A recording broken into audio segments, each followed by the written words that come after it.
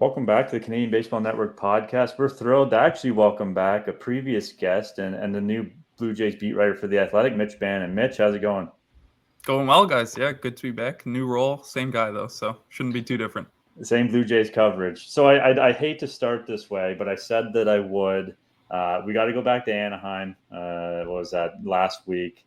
And there was an E10 in the press box. A foul ball made its way up there to you, and unfortunately, it looked like you kicked it. Take us through what happened. Yeah, that it takes a play like that to really give you more respect for what the players are doing in the field. Because yeah, me and Ben Nicholson Smith and a couple other writers were sitting in the press box directly behind home plate at Angel Stadium. That's not an angle I'm used to because in Toronto the press box is in deep left field, so it's you got to be on your toes a little more. It's a very low press box too. But Bichette fouls one off. It just clears the net behind home plate, and that thing came flying into the press box. I'm impressed that my first reaction was to put a hand out for it. I'm gonna take that as a win. Did not make the play. Got the tip of my finger on the ball, and if they say you can get a hand to it, you're supposed to catch it. So that one's on me. Hand up. I got to make that play. No one was hurt, which is the important thing, and I guess it takes reps, right? Baseball is all about repetition. So next time this happens, should it happen, I think you'll be a little bit more prepared. Yeah, hopefully, or maybe I just duck and cover next time. I don't even try, but we'll see. There were some seam marks on the back of the wall beside me, so it's kind of like that could have been my face. That could have been my laptop. So we'll see what my reaction is next time. We are doing video this time, so it's a good thing that it didn't give you a shine or anything, that people will be seeing the firsthand effects of that. But let's talk a little bit of Blue Jays. Let's talk this season so far.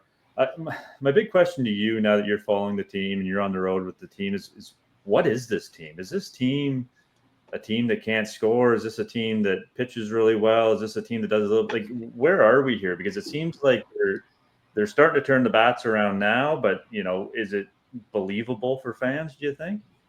It's going to be an unsatisfactory answer, but you guys don't know what the team is. A lot of fans don't know what the team is. I'm not sure I know either yet. We're just over 40 games in, and John Schneider, the manager, used a phrase a couple of weeks ago where he felt like the team had 3 round wheels and 1 square wheel. They just couldn't get going. At that point, the square wheel was the offense, the timely hitting, the home runs. Now that's coming, but they're still not finding a way to consistently win games. They've been up to 500, I think 4 times in the last 17, 20 games. Can't push above it. And I think for that reason, they're kind of in this middle ground where we still don't really know what the team's strengths are, what they're good at, if they're a good team, if they're a bad team. If probably, most likely, they're just going to be kind of this for the whole season, hover around. That's not a terrible spot to be. It means you're a 6-game, 8-game win streak away from being a legit playoff team. That's got to come at some point. So I think they can stay afloat at this margin for a while. But eventually, even if it's just for a couple-week stretch, you need all of the wheels to be circles at some point. Yeah, that's a really good analogy. Three round wheels and 1 square. that kind of that summarizes the start of this season, I think. I was fortunate enough to be down in spring training. Obviously, there's a lot of optimism. There always is that time of year. They brought in Santander for the offense. Now, take us into the clubhouse right now, about a month and a half into this season. What's the vibe like, kind of on a day-to-day? Yeah, I was away from the team a little bit last year. I was still at the park a little, but I wasn't kind of with them day to day like I have been in the past. I have been now.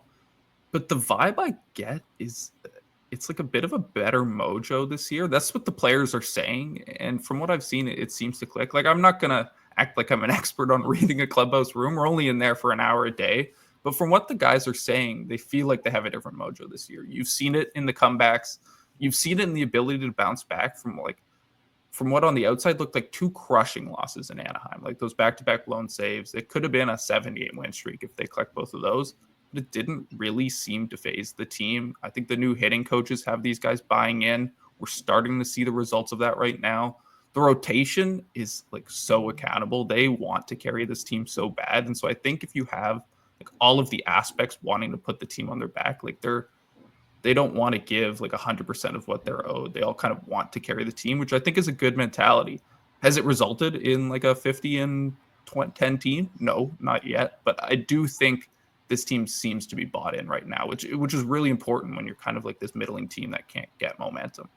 You mentioned the mojo and the hitting coaches there as well. How much do you think the new coaches they brought in, especially on the hitting side, have, let's call it, simplified the message? Like, from your perspective, do the players seem a little more happy with these coaches? Let's put it bluntly. Yeah, I think that's a really good way of putting it, simplifying the message. My kind of read on David Popkins and Lou and Hunter Ments is still there, and I have a lot of respect for Hunter. He's a great hitting coach and very good explaining baseball, is that they have simplified the message, but also they're a little bit better at like connecting all of the resources. Like they can talk to players, they can talk to scouts, they can talk to like the biometrics team and kind of make it digestible for everybody. They can understand all those aspects of the game and make it work for players. Like that isn't going to turn an 800 OPS player into a 1,000 OPS player. It's not going to make Vlad hit 500 home runs. Like ultimately, the players still have to do this. But I think there is a very good buy-in into what the hitting coaches are saying, and I think the hitting coaches are very good. This is the best I've ever seen at kind of connecting the entire organization to the team. Yeah, and that's something that's kind of been a struggle in the past, at least from the outside looking in. Kind of, you see all the coaches, you see all the analytics department, you see everything to kind of get that connectivity, like you're saying. It seems like it's really important to the success of this team. Yeah, I think it's something that baseball has kind of struggled with over the last 5 to 10 years from what I've seen. Like all of these new developments and kind of different ways of analyzing baseball, analyzing swings, pitching as well, have come about in the last 5 to 10 years. It's not hard for teams to hire guys and like find data systems and like make things work. The hard part is then implementing it. And I think the best teams in baseball, the Dodgers, the Rays, the Yankees, those are the teams that figured that out quickest. Those are the teams that figured out this is all like kind of the biometric and data stuff we have. This is how we actually like use it in a game and actually make players better. I think a lot of the other teams are now kind of catching up to that. Yeah, and I'm a big believer that you don't look at the standings this time of year. I'm sure players don't, managers probably don't overly. 21 and 22 is really not that bad of a spot to be in. Like you said, you're a win streak away from really vaulting yourself right up to the top, especially in the American League this year. What do you think the focus is this time of year for this team? Is it just kind of getting that square wheel rounded out a little bit? Like, what do you think the focus is? Yeah, I think like they would love consistency. Like I'm sure it frustrates fans when they go on a 4-game losing streak and then go on a 4-game winning streak and then drop a winnable game at home to start the next homestand. It frustrates the team and the players too. Like they want consistency. I'm sure this organization would love to win 2 out of every 3 games, win every series. That would be great. That's not what they've done so far. And I think that's kind of what you have to set your goal at in this time of year. Like you can't look, hey, we're 3.5 games behind the Yankees. Let's chip away on that lead. If you just win every series, find a way to win games, that's what you can do in May. And it's you're right. I don't think people care about the big picture right now. I don't even necessarily think they care about like. Oh, my mic just unplugged there. Sorry. I'm getting silenced by somebody. I'll mic for now. This is okay. But yeah, well, I was saying that like they don't care about the little victories as well. As much as they have to say like we played well and playing well matters, it's just about finding ways to win games and series. Is there who surprised you this year? What's kind of been the biggest surprise that you've seen? For me, it's George Springer. I mean, he looked terrible in the spring. Like, let's just be honest. And he's really turned it on. He looks like the George Springer of old. But is there someone for you that's kind of really stood out and surprised you? Springer is definitely the biggest surprise, just because you look where he was at last year, the year before. It seemed like a classic mid-30s decline. Like this is a story we've seen many times across baseball. It's understandable. Like he's at the back end of his career. He's probably still got a couple years left. He has another year on his deal, but this isn't a 27-year-old George Springer. So decline was reasonable to expect, and we saw it. And he's just taken a year and reversed it all. Like it's quite crazy. He's a bit of a different player now. Like he is taking more pitches, ironically, despite not being the leadoff hitter anymore. His walk rate is higher. The key thing, though, and the organization hasn't talked much about like what the changes are. They're kind of keeping those as state secrets because you don't want to give away kind of what his new game plan is. But from looking into the numbers, he's ambushing fastballs. Like he is hitting 400 against fastballs. He's taking a lot more pitches to wait for the ones he can hit. which is really easy to talk about. It's really easy. I think that's what most players want to do. They want to take pitches and not swing at borderline pitches and wait for the ones you can drive. George is actually doing it this year. And that has to be intentional, because there's times last year where he was just getting, and in the spring where he was just getting beat by fastballs, and it looked like Father Time was going to win again. And now all of a sudden it looks like he's back to his old self. Yeah, exactly. I think he credits the hitting coaches a lot. That's kind of like the line he keeps going back to when people ask him about the changes is, I just want to give a lot of credit to Lou and Pop and Hunter.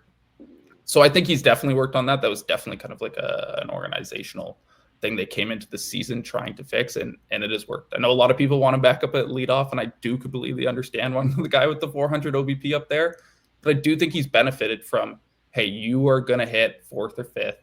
You're going to be in a spot to drive in runs, so just look for the pitches you can crush and hammer them. It is easier said than done, but George is doing it. I was going to ask you about that, since you addressed it in your mailbag as well, about Springer batting leadoff, but maybe I can ask you more as it pertains to Santander. Do you see him, it's been well documented, I feel like everyone knows at this point, he struggles early in the season. He gets going as it gets warmer out, but do you see them, would you maybe, if you were John Schneider, move him down the lineup and have that factor into how maybe Springer could end up in a leadoff spot potentially?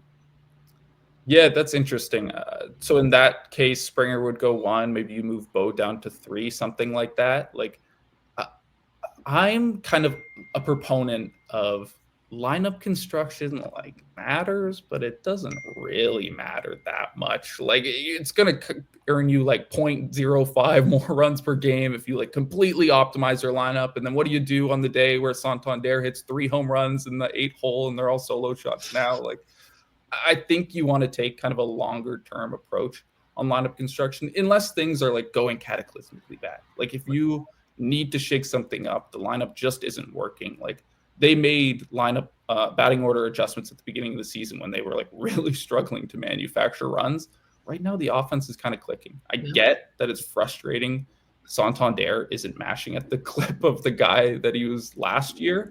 I do think the organization thinks he's going to rebound. You have to think that after you gave the guy $90 million, but I just don't think it's like going to change that much. So I'm not like stressed about where Santander should hit. It's a dissatisfying answer. I understand that. It's just like, I'm not sure it's going to change much. So like, why would be my question. With the Tigers coming in this weekend, obviously playing really well. What's going on with the American League? And is this benefiting the Jays at 21 and 22? Like, is this going to allow them to hang around the rest of the year? And do you see this kind of continuing the way it's been with the American League? Yeah, I could see it going both ways. Like, the American League is generally pretty mediocre this year. Yeah, the Tigers are playing good ball, but they're not like by any means a world beater. They're probably going to sweep the Jays this weekend after I said that, and some Tigers fans going to clip that for me. But it is a pretty like even playing field right now. That benefits the Jays on one hand, in that they're, as I said earlier, a 5-6 game win streak away from being like one of the best teams in the American League.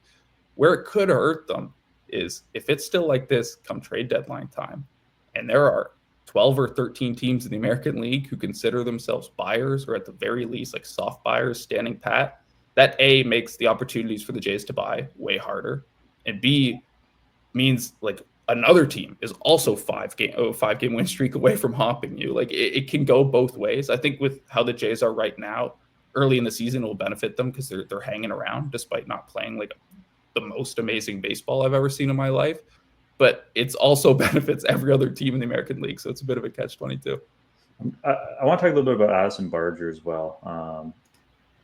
There's kind of this sense that some of these young guys just need time to fail at the big league level and kind of get their feet wet. He hasn't really had that. The Jays don't necessarily have the luxury of allowing him to do that, but he's found a way to now turn it around pretty quickly. What have you seen from him? Yeah, he's a guy who's made like a lot of swing changes in his path up to the big leagues.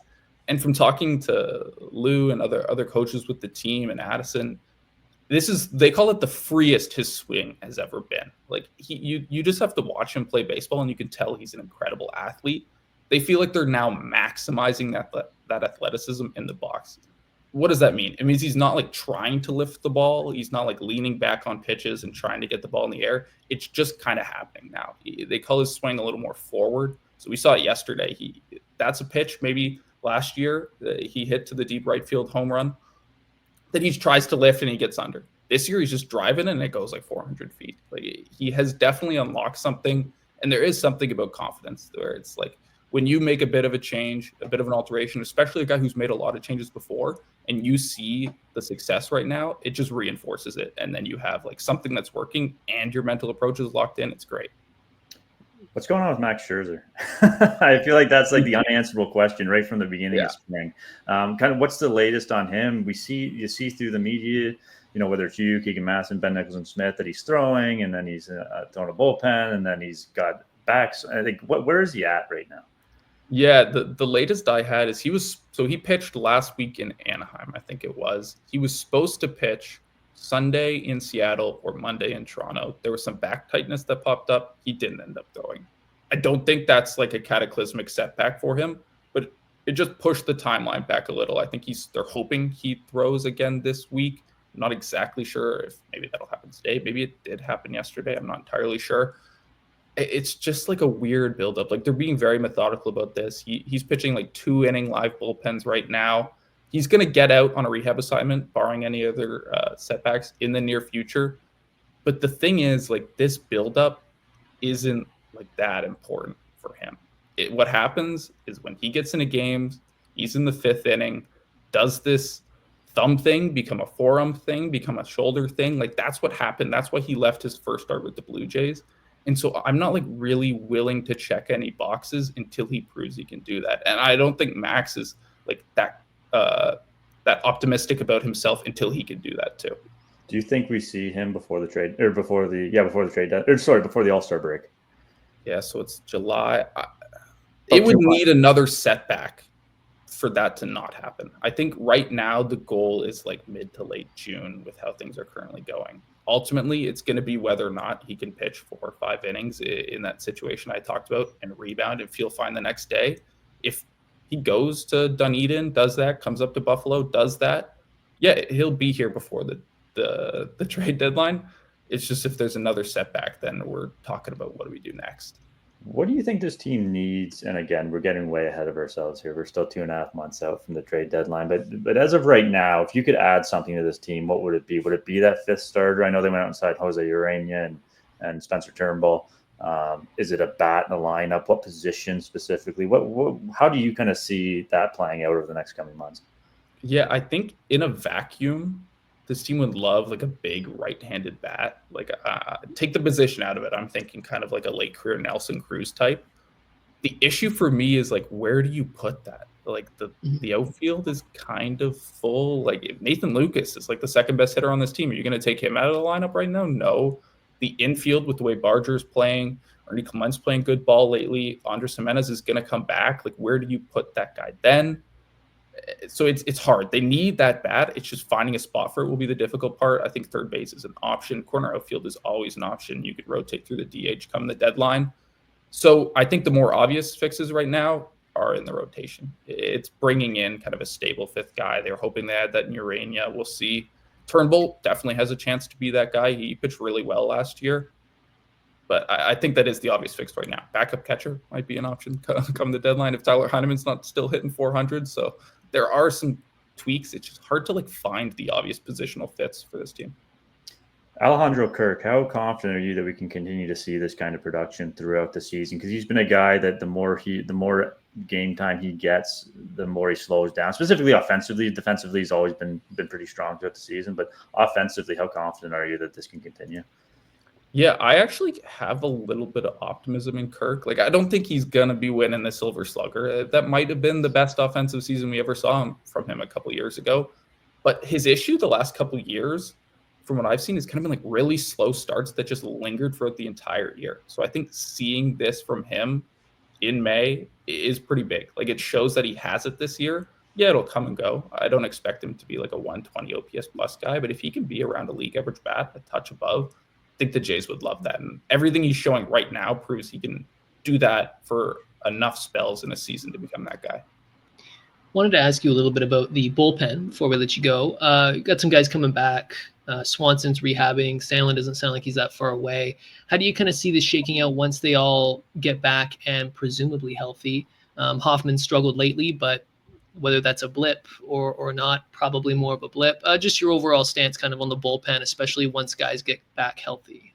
Yeah, it's going to be interesting with like Burr, Swanson, Sandlin all like potentially coming back in the next 3 weeks. The Jays are going to have to make some like tough calls. Like you're not sending down Mason Flaherty or Brendan Little right now. Those are two guys who I think had options. Like they're not available.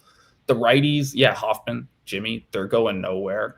Chad Green's probably not going anywhere. I think this is kind of the type of situation where I could see the Jays really take their time with these rehabs. Just make sure no gaps open up on the roster. Make sure nobody gets hurt on the major league roster. Because, like, yeah, you would love to have Eric Swanson in the big league bullpen. The Nick Sandlin, too, is kind of a good guy who can get both sides of the plate out. But, like, there's not, like, really obvious options right now. It's going to be a tough call if they have to call these guys up in, like, 2 days, which they don't, thankfully. But if they did, it would be an interesting decision. We touched on a lot here in 21 minutes. This was very efficient. We got the bullpen, we got the lineup and the rotation. Like I always say, I don't think we solved anything, but it was a great conversation. Yeah, Mitch, if I could solve things, I would be making a lot more money with than I am right now. Yeah, wouldn't we all? Mitch, we really appreciate it. He can be found at Mitch Bannon on X, and obviously his work on The Athletic. Mitch, thanks so much for taking the time today. We really appreciate it. Yeah, no problem. Thanks, guys. This was fun.